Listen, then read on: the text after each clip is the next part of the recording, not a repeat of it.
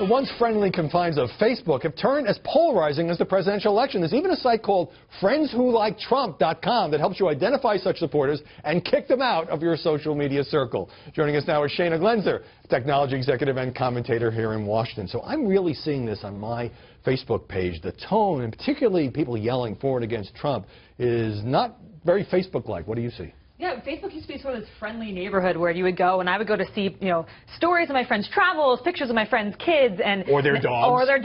And nowadays you log on, and it's vitriolic comments, fights being picked between people on Facebook, and it's really deteriorated a lot, in my opinion, in the past few months. Right. It's more like Twitter, where you expect to see a lot of brawls and ugly arguments breaking out.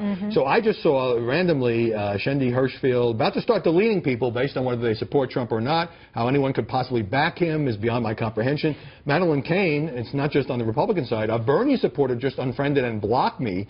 This is after she objected to this unnamed Bernie supporter calling Hillary a Wall Street hooker and worse, things I can't say on the air. Wow. Yeah, I mean, I have friends, the thing that surprised me is not just the people that I know are political, but people are coming out of the woodwork that I didn't know had political views or that I wasn't familiar with their political views. One of my friends, our colleague, Dimitri, shared a story from a news outlet on Trump with the comment, "Yep, if you intend to vote for Donald Trump, unfriend me."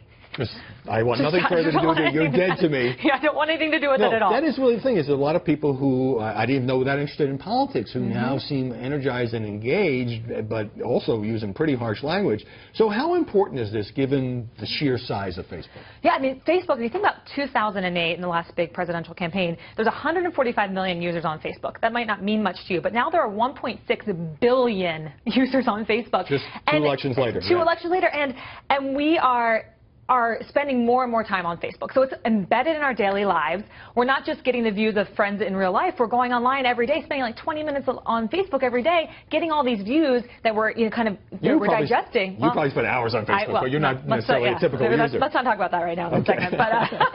But yeah, it's become a lot more, a part of our lives and ingrained in the way we think about things. Could this hurt Mark Zuckerberg's brand, and could it be permanent? In other words, could this continue after the 2016 race is over? Yeah, I mean, the last thing that Facebook wants are people to stop engaging with Facebook, because when they go on there, it's a bunch of, again, vitriolic and negative sentiments shared on Facebook. Now we don't even have just have the like button. We have like the angry face as of this week, and the different ways that you can react. So there's also a love button. And there's also a love button, correct. Right. But I did, we tweeted about the story right before we came on, and Kate on Twitter responded about Facebook being more toxic. She said, yes, I don't unfriend people, but I engage less.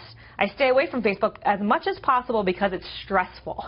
It's stressful to go on to Facebook for people. I think that really hits it. On the one hand, look, it's great that people get to express their views. It's a great platform. This is democracy in action. But the more it becomes people yelling at each other or saying, I am not going to be friends with you because of your political views, it doesn't seem like a friendly place. Facebook was founded on making and cultivating friends.